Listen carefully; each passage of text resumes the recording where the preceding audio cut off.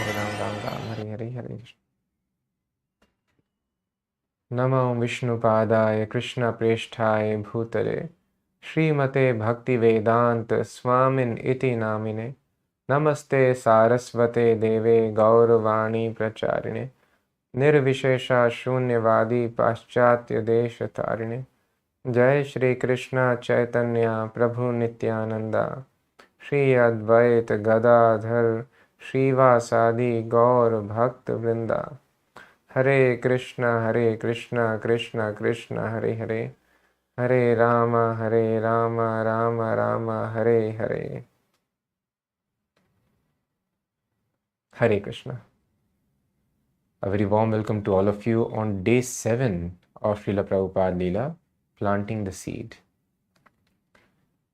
We saw yesterday how Srila Prabhupada has moved from Bauri, and by Krishna's grace he has found a new place for opening the first temple of Hare Krishna movement in the United States of America. Srila Prabhupada has got a couple of followers. Some of them have started taking sincere interest, others are just passing by, and some are coming simply for food. But nevertheless, he has got a dozen of followers who come to him every other day. And then we saw how Srila Prabhupada engaged them in regular Krishna conscious program. Prabhupada starts class with half an hour of kirtan, and then he lectures. And while lecturing, a very strange thing happens. And the strange thing is, a madman who is drunk, he suddenly enters the class. And now nobody knows what to do, how to react. They are looking towards Swami, and the Swami is also looking at them. So what does it boil down to? Let us try to understand today.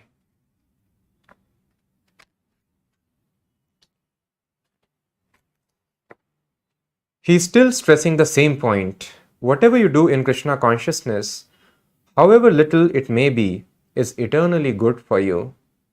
Yet now, more than uptown or in the Bauri, he is calling his hearers to take to Krishna consciousness fully and become devotees. He assures them.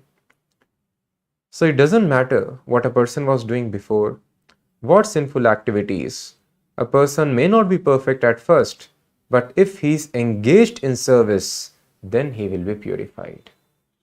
So Prabhupada wanted to give this very important point, which is very important for all of us. It does not matter what is our background, we should not consider at all. Everybody is qualified to follow Krishna consciousness. Yes, it is a fact. To follow any other process of the yoga system, a person needs to have many prerequisites, qualifications. Shucha udeshe pratisthapya sthiram asanam atmanaha, as we saw in the Bhagavad Gita, how so many conditions, yamas and niyamas, do's and don'ts are mentioned. First of all, leave your house, follow complete celibacy. And you have to sit in a firm place, and the asana should be there, which should not be too high, should not be too low. And kushagra should be there, deer skin should be there. So many rules and regulations he has to follow. So many asanas, kind pranayams, and complete stoppage of all the activities of senses. And similarly, all the other yoga processes, it's very difficult. But in this process of bhakti yoga, nothing is required because the process is so powerful. A prospective candidate is brought in direct contact with Krishna, and Krishna is most powerful. Pavitram Paramam Bhavan. Krishna is the ultimate purifier, greatest purifier, as Arjuna mentions in Bhagavad Gita. Anybody who comes in contact with Krishna immediately becomes purified. But what is required is engagement in service. This is how we contact Krishna. So Prabhupada was telling, does not matter what has been qualification or your disqualification before. Simply engage yourself in service of Krishna. And just to explain this point, Krishna makes a dynamic arrangement. Suddenly a Bauri derelict enters, whistling and drunkenly shouting. The audience remains seated, not knowing what to make of it. Drunk says, "How are ya? I'll be right back. I brought another thing. Bhaktivedanta Swami says, don't disturb, sit down. We are talking seriously. Drunk. I'll put it up there. In a church. All right. I'll be right back. He's speaking something crazily. The man is white-haired with a short grizzly beard and frosy clothing. His odor reeks through the temple, but then he suddenly careens out the door and is gone.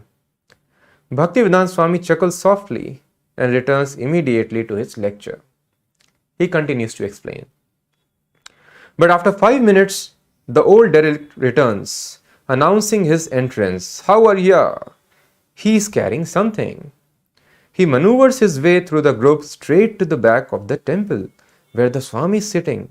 He opens the toilet room door, puts 2 rolls of bathroom tissue inside, closes the door, and then turns to the sink, sits some paper towels on top of it, and puts 2 more rolls of bathroom tissue and some more paper towels under the sink. He then stands and turns around toward the Swami and the audience. The Swami is looking at him and asks, "What is this?" The bum is silent now. He has done his work. The Swami begins to laugh, thanking his visitor, who is now moving toward the door. Thank you very much. The bum exits. Just see, Bhaktivedanta Swami now addresses his congregation. It is a natural tendency to give some service. Just see, he is not in order, but he thought that here is something. Let me give some service. Just see how automatically it comes. This is natural. The young men in the audience look at one another. This is really far out. This is something extraordinary they are telling. First of all, this Swami who is looking like Buddha with big earlobes and a very unique dress, shirtless, and a sannyas chadar in front and in saffron, and then he comes and he's talking of some very high philosophy, and then now he's talking about a madman, how he has advanced in spiritual life even in half-conscious state. So this was something extraordinary for all of them. After almost an hour, the dog still barks and the kids still squeal. It was a noisy place, as we discussed. The Swami answers some questions and then starts another kirtan. So Prabhupada was always taking questions toward the end of the class. So it is not like any modern speakers who want to create engagement with the crowd, interact as much as possible, because anyway that subject matter may not be very interesting. They want to pull the attention, but Krishna consciousness doesn't work that way. So Prabhupada told Krishna consciousness is realized by hearing with rapt attention. This is the secret of seeing Krishna in every page of Bhagavatam. One has to simply hear with rapt attention. This is very important. So thus Prabhupada would tell his disciples, does not matter in which language Bhagavatam is being spoken, Krishna Katha is happening, simply lend your rapt attention. So don't try to ask in between, try to hear with attention, and towards the end, then you can ask some questions. But to have this rapt attention, it is not easy. A person has to be very, very regulated in the activities. That is how Prabhupada introduced the 4 regulative principles, an entire day schedule, so that all our activities could be very regulated. This regulation is mentioned in Bhagavad Gita also. Yukta hara viharasya, yukta cheshtasya karmasu, yukta swapnava bodhasya, yogo bhavati dukkhaha.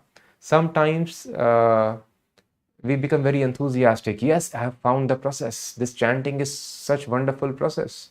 Let me try to do it very nicely. And these books are so nice. People have made their life successful always since the beginning of creation by hearing this knowledge. Brahma heard this knowledge. Narad Muni heard this knowledge. All other great sages, they heard this knowledge. They chanted the same names of Krishna. We are so fortunate. Let us follow this and we will also get success. But then we see success is not coming.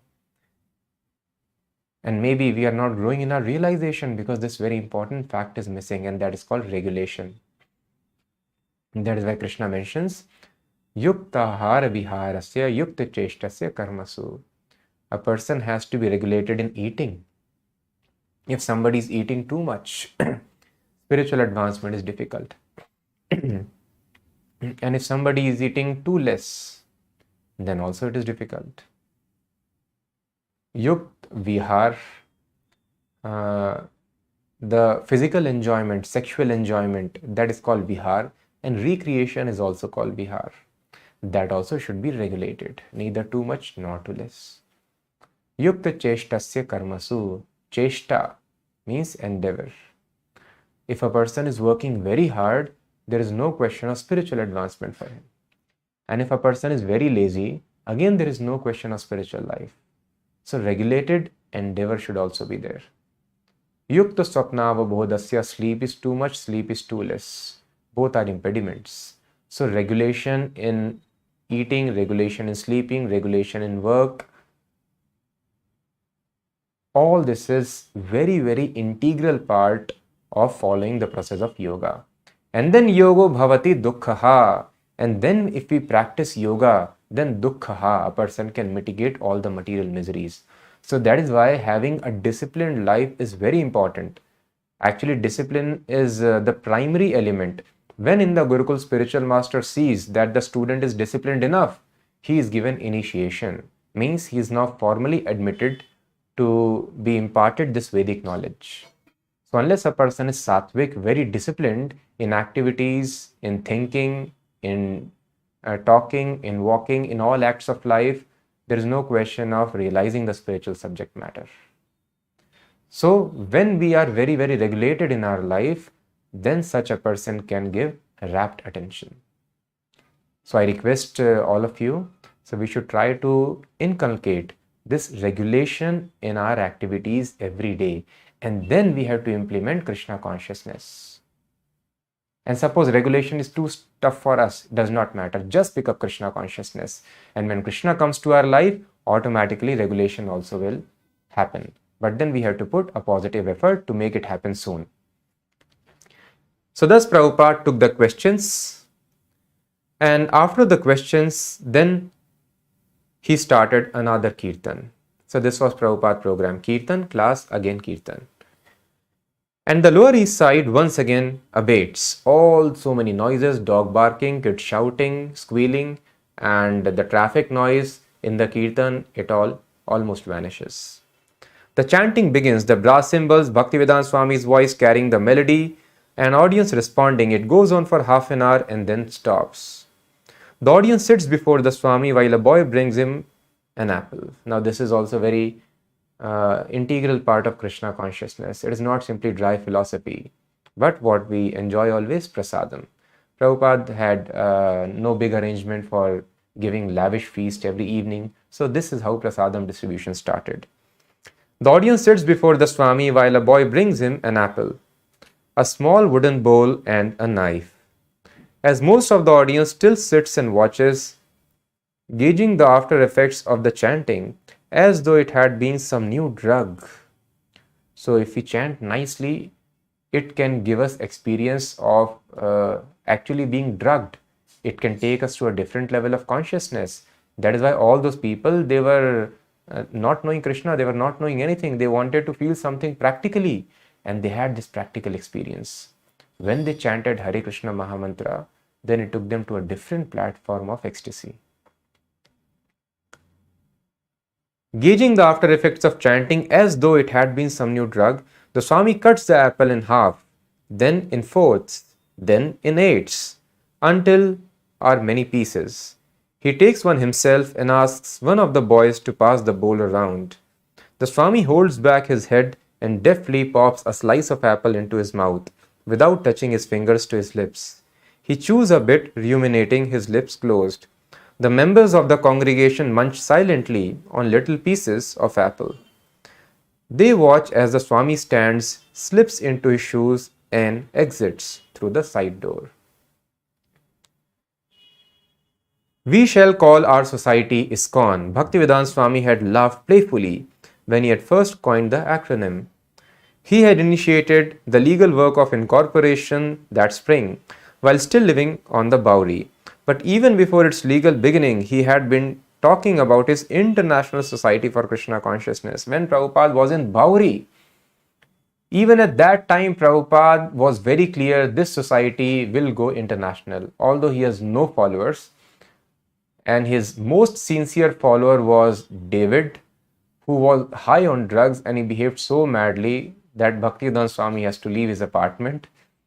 So practically no sincere follower, but he started the legal work of registering ISKCON, International Society for Krishna Consciousness.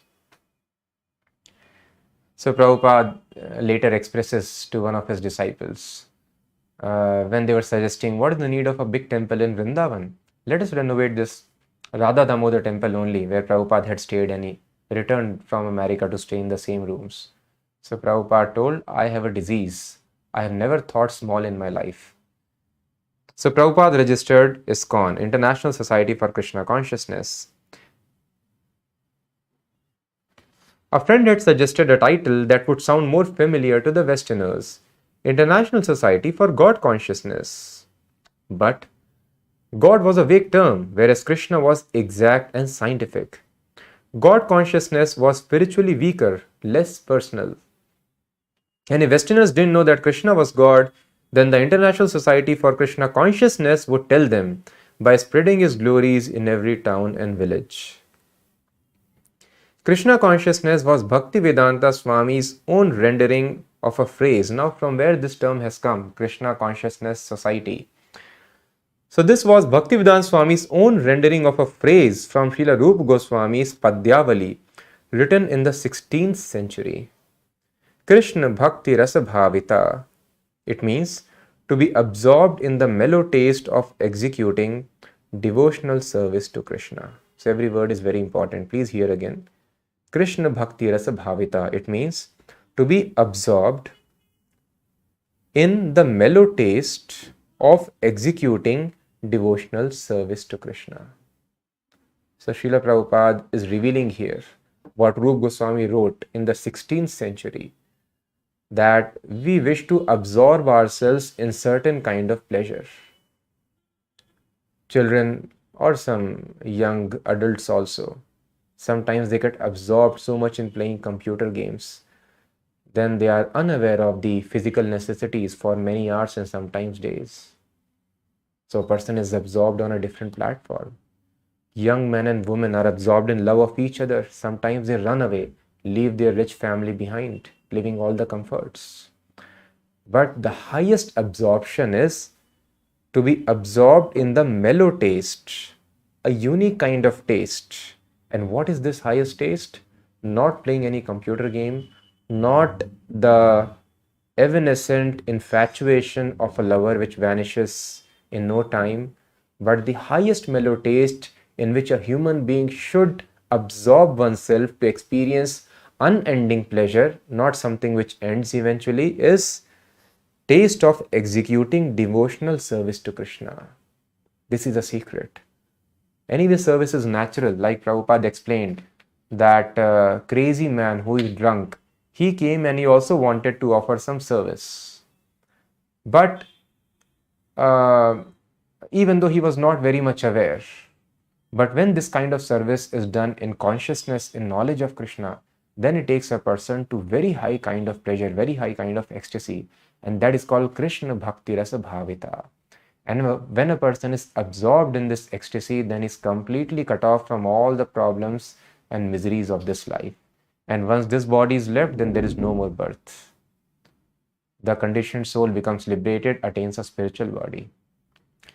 Oh, is it? So how we can have this? So Shastras are telling not so easy.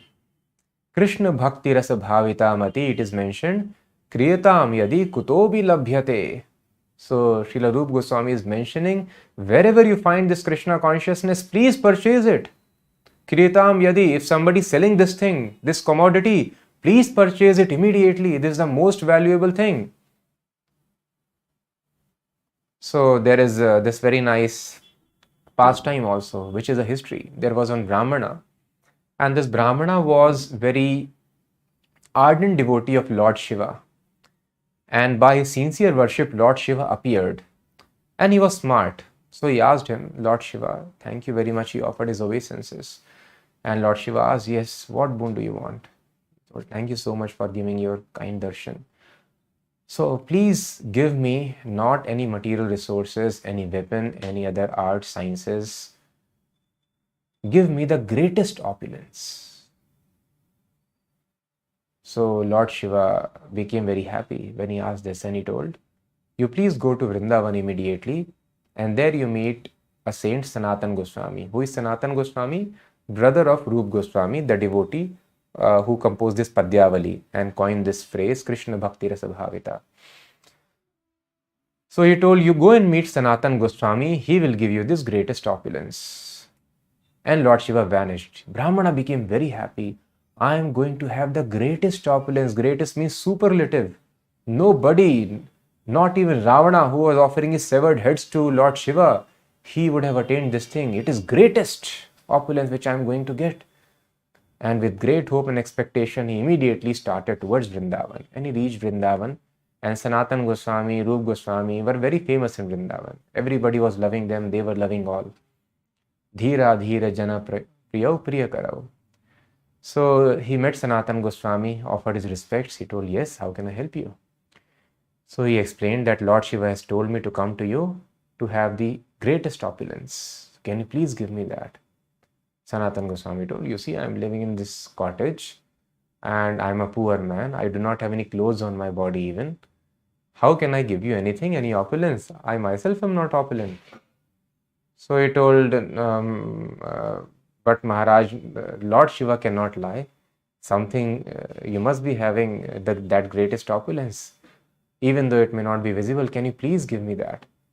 So he told, okay, you want that opulence? You go behind this cottage, and there in the garbage behind the cottage, behind that hut, you will find this small stone. Please bring it here. So he followed the instruction. Among the dried leaves and garbage, he got this stone, and then he brings it to Sanatan. He told, you touch it to iron. And he realized, oh, it was no ordinary stone. It was touchstone. As soon as you touch it to iron, it becomes gold. So he became very happy. Touchstone, we had just heard of it in scriptures and otherwise in folklores. But now I have this touchstone with me. Now I can have unlimited gold. Ravana also had to do so much of mining here and there to make his city Lanka gold plated. But then now I have this touchstone. I can have unlimited gold. This is definitely greatest opulence. And he thanked Sanatan Goswami so much, and very happily he started coming back. But then he was intelligent. He thought, wait a minute, I think this is not fair. He has not given me the greatest opulence, because there is something which he is having which makes him throw this very valuable touchstone as an insignificant thing in the dry leaves behind his hut. So I should go back and ask him that thing in front of which this touchstone has no value for him. So he went back. He told Maharaj, I'm sorry, but you have not given me greatest opulence. So Sanatan Goswami told, so you wanted the greatest? Yes, yes, I definitely want that. So he told, so first, you please go and throw this touchstone into the Yamuna. And then you come back. And he became very happy. Now I'm going to have something even more valuable. Maybe instead of gold, it will become diamond. Another precious stone he would give me. He throws it. He comes back. Yes, Maharaj, you have thrown it? Yes, I have thrown. Then Sanatan Goswami tells, now sit down and chant Hare Krishna. So Sanatan Goswami had this opulence. So we have to realize what is that the devotees are having, because of which, and Sanatan Goswami, Rup Goswami, they were ministers, and opulence in India was so much. It was called Sone ki Chidiya. And they got tired looting and ransacking temples, but they were not able to carry gold out. So much gold was there.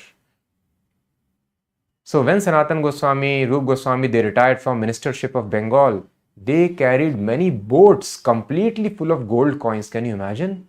Many boats full of gold coins. They were so rich.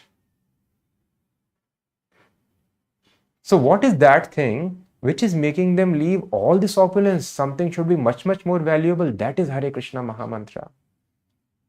Because of which everything, all other pleasures fade away. So that is why Rup Goswami is telling, Krishna Bhakti Rasa Bhavita, it is so much opulent. It is such a valuable thing that the kings leave their kingdoms. And all these other ministers, they leave their jobs. and they completely dedicate themselves to Krishna consciousness. This thing is so valuable. So if somebody is selling you Krishna Bhakti Rasa Bhavita, Krishna consciousness, Mati, this consciousness, Kriyatam yadi kutopi labhyate, please purchase it, Kriyatam, immediately. But then what is the currency for it? I know how to purchase spices, how to purchase gold, silver, ornaments, how to purchase this consciousness. So whatever we experience in life, good consciousness, bad consciousness, happy moods or distressed moods. We have sometimes praise from others. We sometimes are criticized by others. We sometimes are given some good body, having good health. Sometimes a person is born crippled. So all these things, physical or mental happiness and distress, follows one's karma. If a person has good karma, he'll be happy in life. So should I do good karma? This is how we can afford Krishna consciousness. So it is being told, no. Janma koti sukritaya na labhyate. Koti means crores. You take crores of births and keep on doing these good activities, but this consciousness you will not get. Then what is the price? So it is told there is one price. And what is that? That is called eagerness. Tatra lolyam api mulyam ekalam. Lolya means intense greed to have it, intense eagerness. So Prabhupada would tell his disciples, somehow or other you now have knowledge of God. Now you should become very, very eager to see God, and then God would be seen. So somehow or the other, if a person becomes very, very eager, I want to have this consciousness. What is making these people live under a different tree every night with simply a loincloth on their body, and such hardships they are taking, but they are not at all disturbed? What is this thing that they have? I want to have this thing. I am eager. And then it will be attained. But then how to have this eagerness? Even though people are seeing these examples day in and day out in the lives of devotees, as we read from the scriptures, Dhruv Maharaj, Prahlad Maharaj, or in the life of saints who we have seen around us. Lord Chaitanya, the 6 Goswamis, so many followers, Bhaktisdan Maharaj, Bhaktivinoda Thakur, Srila Prabhupada, Sant Tukaram, Mirabai, we have seen their lives. How despite so many difficulties, they were not disturbed and enjoyed an extraordinary ecstasy in their life. But somehow this greed or even interest does not awaken. So how to attain this? So it is mentioned in Srimad Bhagavatam by self-realized souls who are established on that platform of Krishna consciousness. Like Bharat Maharaj, after whom this entire planet is, it was re-Christianed as Bharat Varsha, or Prahlad Maharaj or other devotees. They have given the understanding how a person can get this greed, which is the currency for purchasing Krishna consciousness. How this eagerness can be attained. How do we actually purchase Krishna consciousness? So Prahlad Maharaj tells, Naisha matis tavad urukramangrim prishatyanarthapagamo yadarthaha. So unless all the anarthas of the body are vanished, a person cannot develop this eagerness. Just like a person who is sick because of contamination of virus within the body, he will not have eagerness to eat. So this eagerness to have Krishna consciousness will not come unless there is contamination of lust and greed in the body, Rajoguna and Tamoguna in the body. So it has to be taken out. So just like through medicines, these contaminations are flushed out of the body and then a person becomes eager to eat. In a similar fashion, anarthapagamo yadarthaha. Anarthas means unwanted lusty desires and greed. So many addictions, bad habits that we have, all those anarthas have to be taken away. And it is very difficult to come out of these anarthas. Even great sages fail to control such things. So Prahlad Maharaj is giving the clue how all the anarthas can be removed from the body and this mati can be obtained. He tells, Mahiya sampad rajobhishekam nishkinchananam na vranitayavat. By smearing oneself with the dust of the lotus feet of devotee. And similar thing is quoted by Bharat Maharaj also and other devotees. So for lack of time, we are just seeing 2 instances. So Bharat Maharaj tells Maharaj Rahugan. When Maharaj Rahugan realized this person who I forced to carry my palanquin, he is most exalted spiritualist. He is a Paramahansa. Immediately came, because kings have knowledge. So immediately came down and he fell flat on his feet And he told, please excuse me, I did not realize you. Can you please explain me how you attained this consciousness which is rare in the universe? So Bharat Maharaj also explained the same thing. Rahu ganay tat tapasa nayati. Not by tapasya you can have this. Na chejjaya nirvapanat grahatva. You cannot attain this by leaving your house or by reading the Vedas or by any kind of worship. No. How you can do this? Only by Mahiyasam Pada Rajobhishekam. Smearing yourself with the dust of the lotus feet of devotee. Vina Mahatapada Rajobhishekam. So one has to smear himself with the dust of lotus feet of devotee. So what does it mean? Yes. Because pure devotee is completely spiritualized, anything which comes in contact with pure devotee also becomes spiritualized, just like iron rod in fire. So the dust of pure devotee's lotus feet is also very purifying. But it also means very, very strictly following the instructions of the spiritual master, because pure devotee is on absolute platform like Lord Krishna. So there is no difference between Lord Krishna and his words, his instructions. Similarly, there is no difference between spiritual master who is a pure devotee and their instructions. So when a person is completely absorbed in following the instructions of a pure devotee, that means smearing oneself with the dust of the lotus feet of devotee. So that is why both things should be done. That is why people would wash the feet of pure devotees. In this way they receive them in their house and then sprinkle them upon all the family members. So that water which has touched the lotus feet of devotee, the dust contained in that water, it is very purifying, spiritualizing, and very, very rigorously, more importantly, absorbing oneself in following the instructions. This is the real way of associating with spiritual master and seeing God. When somebody is very, very determined to follow very strictly the rules and regulations given by spiritual master, then such a person is having positive perception of God and he is perceiving God in his Krishna conscious activities. So this is a great secret how we can have this Krishna consciousness, Krishna Bhakti Rasa Bhavita. So that is why Srila Prabhupada named his society Krishna Consciousness. The purposes stated within ISKCON's articles of incorporation reveal Bhaktivedanta Swami's thinking. There were 7 points similar to those given in the prospectus for League of Devotees he formed in Jhansi, India in 1954. That attempt had been unsuccessful, yet his purposes remained unchanged. So what objectives were there of League of Devotees which he established in Jhansi? Same purposes he established for Krishna Conscious Society also. And he mentioned in the society charter. First point, first purpose, to systematically propagate spiritual knowledge to society at large and to educate all people in the techniques of spiritual life in order to check the imbalance of values in life and to achieve real unity and peace in the world. Second, to propagate a consciousness of Krishna as it is revealed in the Bhagavad Gita and Srimad Bhagavatam. Third, to bring the members of the society together with each other and nearer to Krishna, the prime entity, thus to develop the idea within the members and humanity at large that each soul is part and parcel of the quality of Godhead, Krishna. Fourth, to teach and encourage the Sankirtan movement, congregational chanting of the holy name of God as revealed in the teachings of Lord Sri Chaitanya Mahaprabhu. To erect for the members and for the society at large a holy place of transcendental pastimes dedicated to the personality of Krishna. Sixth, to bring the members closer together for the purpose of teaching a simpler and more natural way of life, that is called Varnashrama society. Last, with a view towards achieving the aforementioned purposes, to publish and distribute periodicals, magazines, books and other writings. Regardless of what ISKCON's charter members thought of the society's purposes, Bhaktivedanta Swami saw them as imminent realities. As Mr. Rubin, the subway conductor who had met Bhaktivedanta Swami on a Manhattan park bench in 1965 had noted.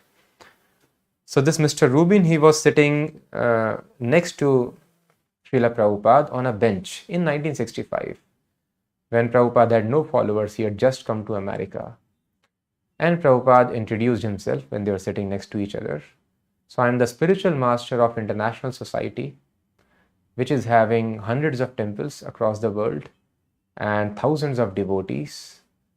And he was surprised. Oh, I am sitting next to such a great man. So he asked, where are those things? So Srila Prabhupada told, all these things are existing.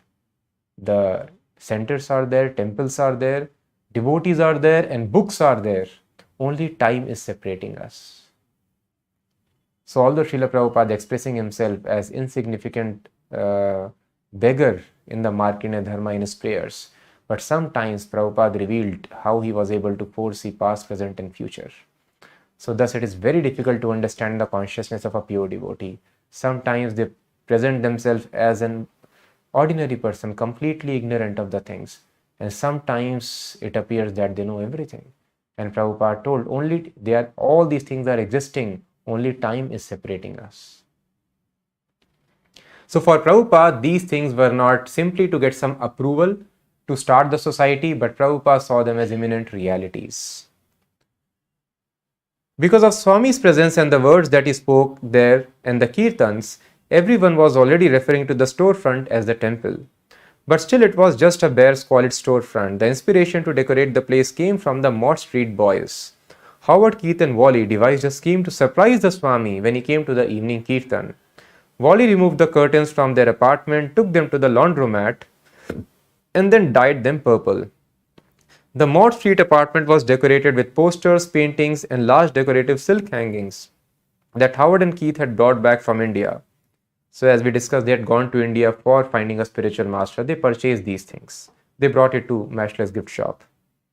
The boys gathered up all their pictures, tapestries, incense burners, and other paraphernalia and took them, along with the purple curtains, to the storefront, where they began their day of decorating. At the storefront, the boys constructed a wooden platform for the Swami to sit on and covered it with old velvet cloths.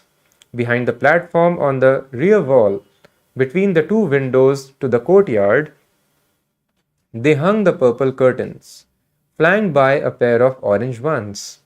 Against one orange panel, just above the Swami's sitting place, they hung a large original painting of Radha and Krishna on a circular canvas that a boy named James Green had done. The figures of Radha and Krishna were somewhat abstract, but the Lower East Side critics who frequented the storefront hailed the work as a wonderful achievement.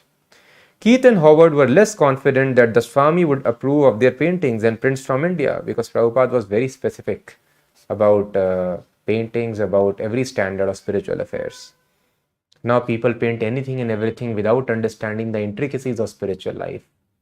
So they were afraid that he may not approve. So some other things which they were doubtful of, they hung it on the other side, away from where Swami is supposed to sit. Away from the Swami's seat. One of these prints, well known in India, was of Hanuman carrying a mountain through the sky to Lord Ramchandra. The boys had no idea what kind of being Hanuman was. They thought perhaps he was a cat because of the shape of his upper lip. Then there was the picture of a male person with 6 arms. 2 arms painted greenish held a bow and arrow. Another pair bluish held a flute. And the third pair, golden, held a stick and bowl. So what is this 6-armed form? I think some of you must be knowing what is this. You can maybe mention in the chat if you know this form. What is this 6-armed form? By late afternoon, they had covered the sitting platform, hung curtains, tacked up the decorative silks and prints, and hung the paintings, and were decorating the dais with flowers and candlesticks. Someone brought a pillow for the Swami to sit on and a faded cushion from an overstuffed chair for the backrest. Even Raphael and Don, 2 hippies who seemed to be only interested in the free food and a place to sleep, took part in the decorating. The secret was well kept, and the boys waited to see the Swami's response. So entire afternoon they decorated the place very nicely, and they wanted to please Prabhupada when he would come for the regular evening program. That night, when he walked in to begin the kirtan, he looked at the newly decorated temple. There was even incense burning, and he raised his eyebrows in satisfaction. "You are advancing," he said as he looked around the room, smiling broadly. "Yes," he added, "this is Krishna consciousness." His sudden happy mood seemed almost like their reward for their earnest labors. He then stepped up onto the platform while the boys held their breaths, hoping it would be sturdy. And he sat looking out at the devotees and the decorations. They had pleased him, but now he assumed a feature of extreme gravity. And though they knew he was certainly the same Swamiji, their titterings stuck in their throats, and their happy glances to each other suddenly abated in uncertainty and nervousness. As they regarded Swamiji's gravity, their joy of a few moments before suddenly seemed childish. As a cloud quickly covers the sun like a dark shade, the Swami changed his mood from jolly to grave. So it is very difficult. It is told, Vaishnavera Kriya Mudra Vigyehena Bujhaya. Sometimes when Prabhupada was laughing and devotees asked Prabhupada, why are you laughing? Prabhupada told, you never know why do I laugh. At other times in Vrindavan, once Prabhupada was very silent and was not talking to anybody. Very grave. Like here, suddenly he is smiling broadly and he becomes grave. And the devotees were thinking Prabhupada is not feeling well, he's sick. So then after few days, Prabhupada called one of his disciples and he told, they are thinking that I'm sick, I'm not keeping well, but actually I'm enjoying transcendental consciousness. So thus Prabhupada also, they became afraid, why Swami has become so grave, what mistake we have done? And they spontaneously resolved to become equally grave and sober. He picked up the kartals and again smiled a ray of appreciation, and their hearts beamed back. Glancing at the pictures on the wall, he said, tomorrow I will come, look at the pictures and tell you which are good. The next day, Bhaktivedanta Swami came down to appraise the new artwork on display, the pictures which were hung on the other side, far away from Swami. One framed watercolor painting was of a man playing drum while a girl danced. This one is all right, he said. But another painting of a woman was more mundane, and he said, no, this painting is not so good. He walked to the back of the temple, followed anxiously by Howard, Keith, and Wally. When he came upon the painting of the six-armed person, he said, oh, this is very nice. Who is it? Wally asked. This is Lord Chaitanya. Swamiji replied. Why does he have 6 arms? They asked. Prabhupada says, because he showed himself to be both Rama and Krishna. These are the arms of Rama and these are the arms of Krishna. What are the other 2 arms? Keith asked. Those are the arms of a sannyasi, because Chaitanya Mahaprabhu took sannyas and then he showed 4 other arms, total 6 arms, 2 arms of sannyasi, 2 arms of greenish color of Lord Ramchandra holding bow and arrow, and then of Lord Krishna holding a flute in his hand. He went to the next picture. This is also very nice. Who is it? Howard asked. This is Hanuman. Swami replied. Is he a cat? No, Swamiji replied. He is a monkey. So these people were so simple that they were not even knowing who is Hanuman. And similar was the state of affairs when Srila Prabhupada was giving lectures in his upstate apartment just below the yoga studio of Dr. Mishra, where some old women were coming. Once Prabhupada, in that uptown apartment, Prabhupada asked him, so you know Krishna lifting the Govardhan hill, you know Krishna? And they were dumbfounded, they were not knowing who is Krishna. So Prabhupada was preaching in a place, we all know various pastimes and we keep on hearing, but those people were not knowing who is Krishna, who is Hanuman. And they are asking, is he a cat? So one very famous celebrity atheist of our country was telling, actually people are believers of God because they have been brainwashed. At a young age, you give them religious books and such orientation, so they start believing in God. We never gave our children such association of theistic people, so now they don't follow any religion. So he's telling religion does not make any sense. It is a nonsense thing. It is a blind faith. When the child is very young, you expose them to these things, so they start believing on these facts which otherwise do not make any rational sense. But here we see this is a counter argument, a tight slap on face of such atheists who tell religion does not make sense, it is a blind faith. And if you preach this to a grown-up man, they would never accept it. Prabhupada proved it wrong. Prabhupada went to a place where people had no exposure. They don't know Hanuman, they don't know Ram, they don't know Krishna, they don't know anything. And they are grown-up people, intelligent people who are defying all the norms of society. Not easy to convince them. But they agreed, and not just agreed to listen about Krishna, but they dedicated themselves, all their lives, comforts, countries, just in the service of Krishna. So this is Krishna consciousness. It is the highest logic. It is the most rational thing. So spirituality, as it has been known to us, religion as it has been preached, it appears to be blind faith or fanaticism. But actually, if we understand the perfection of religion or Krishna consciousness, it is very, very scientific and very, very logical. Thus, all these young people surrendered themselves to understanding of a person they had never seen.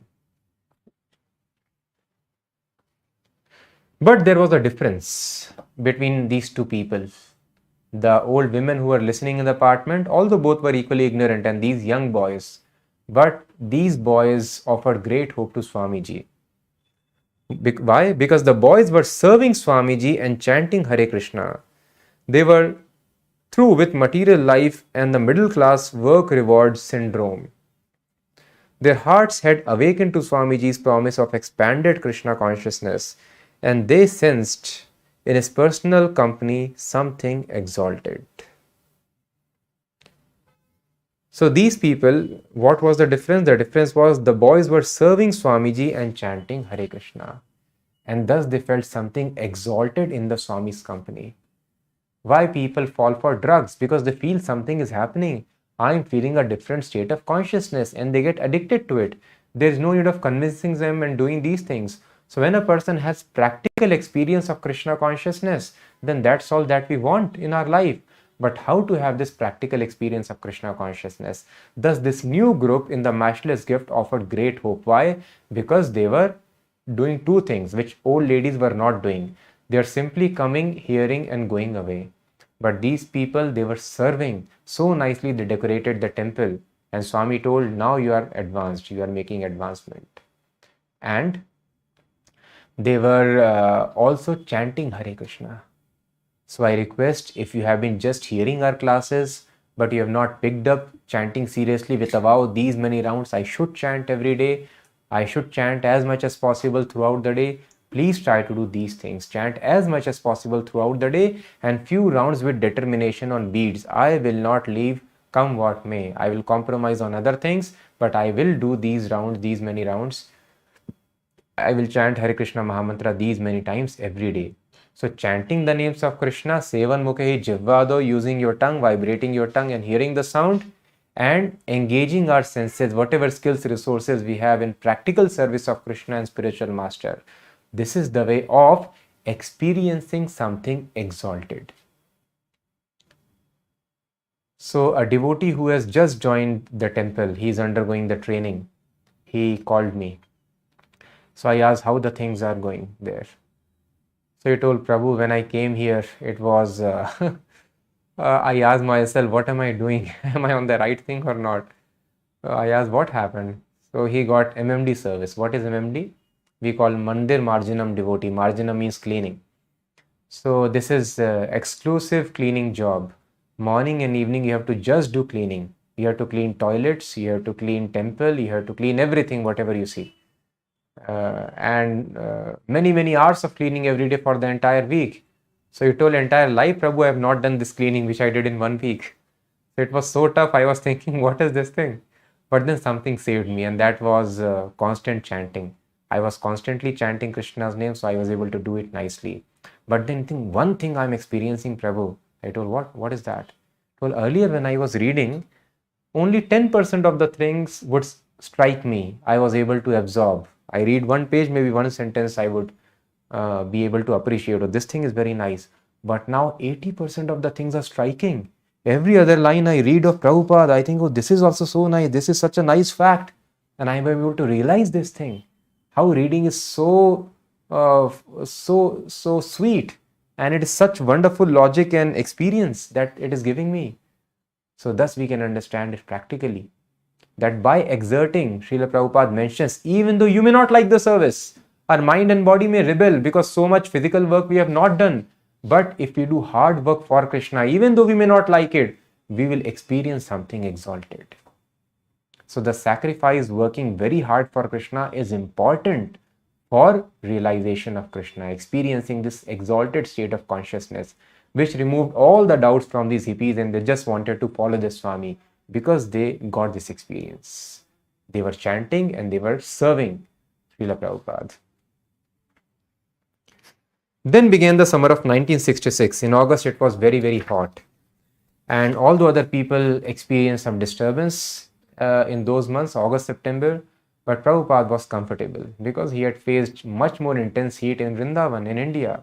So he was comfortable. He was wearing a sannyas cloth, and very nicely he would do all his activities. So these were very happy days for Swami. He got very nice followers, and they were helping him in all the things. They were doing cooking for him, typing for him, printing and cleaning and all other things, getting more people. Earlier he thought maybe I have to survive in America on boiled potatoes, but then by Krishna's mercy he was having the same food which he had in Vrindavan. Rice, dal, sabji, chapatis got arranged even at that place in America. So he was able to offer prasadam to Krishna, honor it by Krishna's grace, and the weather was also comfortable. He told, yes, this is just like India. And he was very happy seeing new people, these fledgling devotees in Krishna consciousness. According to Rupa Goswami, the most important principle was that one should somehow or other become Krishna conscious. People should chant Hare Krishna and render devotional service. Again, 2-point service. So these 2 points are very important. So all other disqualifications, they don't exist practically if a person implements these 2 things. Chant Hare Krishna Mahamantra and render practical devotional service using your mind, intelligence and physical activity, senses. People should chant Hare Krishna and render devotional service. They should engage whatever they had in the service of Krishna. Just Prabhupada was very jubilant to see these things, and he was not minding of their bad habits which they developed in American culture. But he was hopeful, they are doing this thing, all these anarthas would go away. Although he was engaging the boys in cooking and typing, Prabhupada was not doing any less himself. Rather, for every sincere soul who came forward to ask for service, 100 came who wanted not to serve but to challenge. Speaking to them, sometimes shouting and pounding his fists, Prabhupada defended Krishna against the Mayavad philosophy. So once a disciple who was not exactly a disciple, a person who also was showing interest, and he was visiting Prabhupada. And he started kind of arguing with Prabhupada that God is impersonal. And Prabhupada became very angry, his face became red. And he started banging on the table, Krishna is person, Krishna is person. And great anger he displayed. So one may wonder, oh Swami, spiritualists, they are not supposed to become angry. This is a great misconception actually. So there are 2 kinds of spiritualists, personalists and impersonalists. As we have been discussing in the Bhagavad Gita series, which we conduct on Zoom every Wednesday and Saturday. So Lord Krishna explains, these people who are not very advanced, they only understand the energy which is emanating from God. And they are appreciating that energy which is spread everywhere, and they think ultimate truth is simply an energy. So they tell God is not a person, God is an energy. So, but a devotee becomes very angry because Krishna is so eager to call the living entities back to him. Suppose father has arranged somebody, some of his friend or family member, please bring back my son, try to convince him some way that he comes back. And some other person tells him, this boy, that no, your father is not a man, he is dead. He is not existing in form, he is simply some energy now. So how angry would father become? And how angry would that person become who is very close to father, who has gone to bring back the son? Thus pure devotees, they become very angry because it pains Krishna. Because who takes interest in some energy? I want to mix in some energy unless he is extremely frustrated with this material life. But personal spiritual life is a great hope. You can live, practically speak to God. You can live with him, enjoy with him and do all the activities. So Prabhupada and all the pure devotees, They must become angry. It is mentioned in Bhagavatam, the most holy scripture of Vedvyas. It is mentioned that if a person does not become angry when God is being blasphemed or his devotee, then he comes down in a spiritual level. Thus, Lord Ramchandra also showed anger. Lord Krishna also showed anger. Arjuna also showed anger. So, pure devotees do show anger because they are having a relationship with God. When your relative, somebody abuses him or her, you become angry. So, that is why Bhakti Yoga means the highest yoga. You perfectly know God is a person, and if anybody abuses God or his position or his devotee who are very dear to Krishna, one must become angry. So, Prabhupada was defending with great anger this impersonal. Whenever he would meet any impersonalist, he would become upset. Although sometimes he may not display, but sometimes it would come out, these feelings. In the back room of his apartment, Prabhupada was usually alone, especially in the early morning hours, 2, 3, 4 a.m. When almost no one else was awake. Prabhupada would get up 2 o'clock in the morning, even in America. In these early hours, his room was silent, and he worked alone in the intimacy of his relationship with Krishna. He would sit on the floor behind his suitcase desk, worshipping Krishna by typing the translations and purports of his Srimad Bhagavatam. But this same back room was also used for meetings, and anyone who brought himself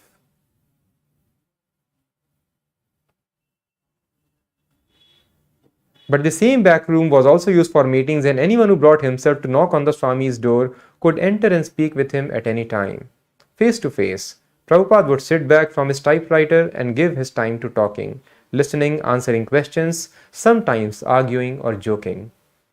A visitor might sit alone with him for half an hour before someone else would knock, and Swamiji would invite the newcomer to join them. New guests would come and others would go, but Swamiji stayed and sat and talked. Generally, visits were formal. His guests would ask philosophical questions and he would answer, much the same as after a lecture in the storefront. But occasionally, some of the boys who were becoming sincere, especially on Tuesday, Thursday, Saturday, and Sunday nights when the regular classes were not happening, they monopolized the time. Often they would ask him personal questions. What was it like when he first came to New York? What about India? Did he have followers there? Were his family members devotee of Krishna? What was his spiritual master like? And then he would talk in a different way, quieter, more intimate and humorous. One night he told how he had met his spiritual master. He also told about his childhood in India, how he had begun his own chemical business, and how he had left home in 1959 and had taken sannyas. The boys were interested, but so ignorant of the things the Swami was talking about that at the mention of the word like mridanga or sannyas, they would have to ask what it meant. They were not knowing what is mridanga, what is sannyas. And he would go on conversational tangents describing Indian spices, Indian drums, and whatever he spoke about, he would eventually shine upon it the light of the Shastra. He did not ration out such talk but gave it out abundantly by the hour, day after day, as long as there was a real live inquirer. At noon, the front room of Swamiji's apartment became a dining hall, and in the evenings, a place of intimate worship. Swamiji had kept the room with its 12-foot square hardwood, parquet floor, clean and bare.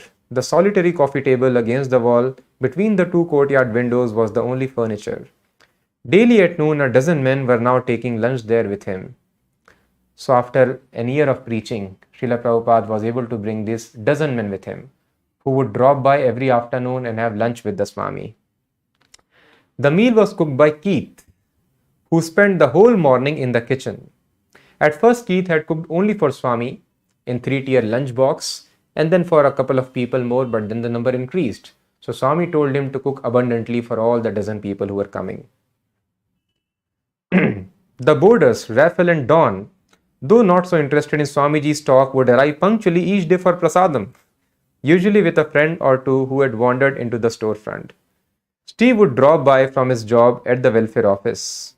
The Mod Street group would come, and there were others. The kitchen was stocked with standard Indian spices. So all these things were very new for them. Indian spices, fresh chilies, fresh ginger root, whole cumin seeds, turmeric, and asafoetida.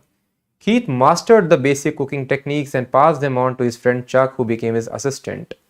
Some of the other boys who would stand at the doorway of the narrow kitchenette to watch Keith as one thick pancake like chapati after another inflated like a football over the open flame and then took its place in the steaming stack. It was something very new, something swelling up like football.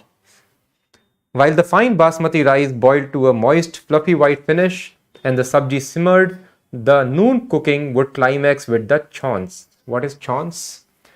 Chaunce is the ISKCON terminology for chauka or tadka seasoning, what we call it. So in ISKCON somehow Prabhupada would have spoken chauk and it was written as CHAUNC, and then they started calling it chaunce, and now it is very famous word and a regular kind of English word in ISKCON cooking books. Keith prepared the chaunce exactly as Swamiji had shown him. Over the flame, he set a metal cup half filled with clarified butter and then put in cumin seeds. When the seeds turned almost black, he added chilies. And as the chilies blackened, a choking smoke began to pour from the cup. Now the chaunce was ready. With his cook's tongs, Keith lifted the cup, its boiling, crackling mixture fuming like a sorcerer's kettle, and brought it to the edge of the pot of boiling dal. He opened the tight cover slightly, dumped the boiling chaunce into the dal with a flick of his wrist, and immediately replaced the lid. Pow! The meeting of the chaunce and dal created an explosion, which was then greeted by the cheers from the doorway, signifying that the cooking was now complete. This is what they understood. When you hear this explosion of chaunce, then your cooking is done. They would wait with intense hunger for the tasty food that was going to come out. But then still, the wait was not over. Another important element was added, which we also, if we are not doing, should add. What is that? The meeting of the chaunce and dal created an explosion, which was then greeted by cheers from the doorway, signifying that the cooking was now complete. This final operation was so volatile that it once blew the top of the pot to the ceiling with a loud smash, causing minor burns to the Keith's hand. Some of the neighbors complained of acrid penetrating fumes, but the devotees loved it. When lunch was ready, Swamiji would wash his hands and mouth in the bathroom and come out in the front room, his soft pink-bottom feet always bare, his saffron dhoti reaching down to his ankles. He would stand by the coffee table which held the picture of Lord Chaitanya and his associates, while his own associates stood around him against the walls. Keith would bring in a big tray of chapatis stacked by the dozens and place it on the floor before the altar table along with the pots of rice, dal, and sabji. Swamiji would then recite the Bengali prayer for offering food to the Lord, and all present would follow him by bowing down, knees and head to the floor, and approximating the Bengali prayer one word at a time. While the steam and mixed aromas drifted up like an offering of incense before the picture of Lord Chaitanya, the Swami's followers bowed their heads to the wooden floor and mumbled the prayer. So this is how Srila Prabhupada planted the seeds of Krishna consciousness. From the very basic things as introducing Indian spices in the cooking, putting chaunce or seasoning, introducing the offering procedure, and all these introducing the simple aspects, who is Hanuman, who is Krishna, who is Lord Chaitanya, what are the incarnations, what was Prabhupada's past life. In this way, Srila Prabhupada was taking them in folds of Krishna consciousness.